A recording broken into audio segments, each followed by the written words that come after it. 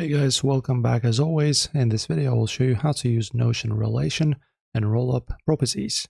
So we can just build a live data bridge between two separate databases, like connecting a master projects board straight to a granular task tracker. So just open up your master projects database and of course in here just click on the plus icon to the far right of your header row to add a new column, and you can title it as active tasks. So press on plus here, and then you go edit property. Firstly, let's change the type to relation. And then in the relation, as you can see, what is going to be related to. So let me just choose, let's say this FL debug. And also crucial step, you can toggle the switch labeled show on tasks to on to establish a flawless two-way sync pipeline and then add relation.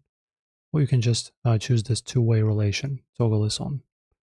And related property name, just name it something, let's say test, and add relation.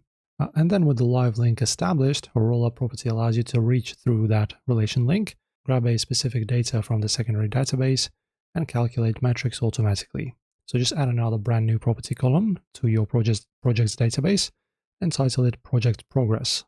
So go plus, then choose rollup, and then just click on the empty cell to open the configuration engine and set the relation parameter to your active tasks link.